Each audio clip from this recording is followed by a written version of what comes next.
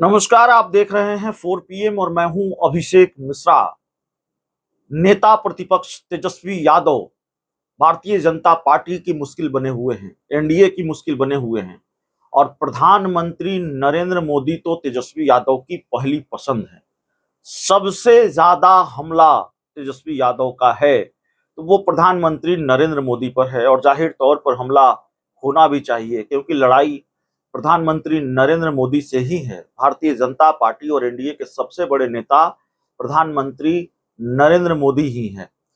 पहले चरण के चुनाव से ये बात साफ तौर पर दिख रही है कि तेजस्वी यादव भारतीय जनता पार्टी और एनडीए को अपनी पिच पर लाने की कोशिश कर रहे हैं, उनकी पिच पर जाकर खेलने की बजाय। तेजस्वी यादव क्रिकेट के भी खिलाड़ी रहे हैं, इसलिए क्रिकेट की भाषा में भी हम थोड़ी बहुत बातचीत कर रहे हैं।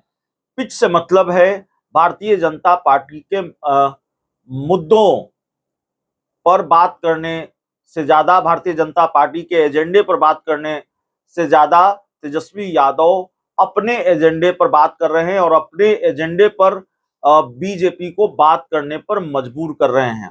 तेजस्वी यादव ने प्रधानमंत्री नरेंद्र मोदी के रोड शो को लेकर यह दावा किया कि देखिए हमारे नौकरी के एजेंडे ने प्रधानमंत्री को रोड पर ला दिया। अब देश भर में 4 चरणों के चुनाव समाप्त हो चुके हैं और चारों चरण में बिहार में भी वोटिंग हुई है कई सीटों पर। बिहार में लोकसभा की 40 सीटें हैं और इन 4 चरणों में बिहार की तकरीबन आधी सीटें निपट चुकी हैं। 4 चरणों में बिहार में 19 लोकसभा सीटों पर वोटिंग हो चुकी है और अब 21 सीटों पर वोटिंग बाकी है। 5वें चरण में भी 5 लोकसभा सीटों पर वोटिंग होनी है। वैसे तो चुनाव का मौसम है तो बिहार की राजनीति ऐसे भी गर्म है, मौसम भी गर्मी का है, तो गर्माहट मौसम में भी है, सियासत के तापमान में भी है।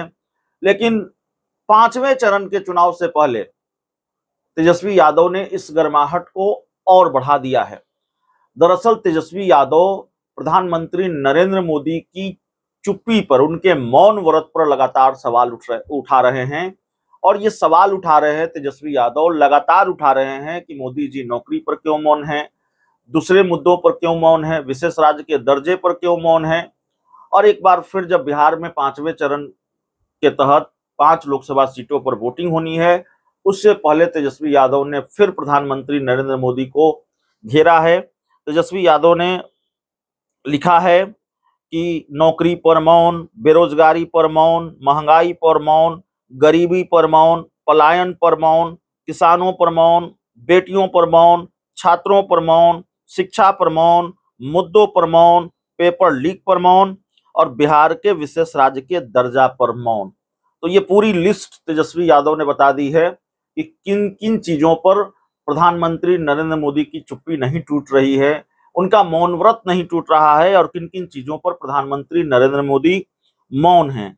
तेजस्वी यादव लिखते हैं नौकरी पर मौन, बेरोजगारी पर मौन, महंगाई पर मौन, गरीबी पर मौन, पलायन पर मौन, किसानों पर मौन, बेटियों पर मौन, छात्रों पर मौन, शिक्षा पर मौन, मुद्दों पर मौन, पेपर लीक पर मौन और बिहार को विशेष राज्य का दर्जा दिए जाने पर मौन।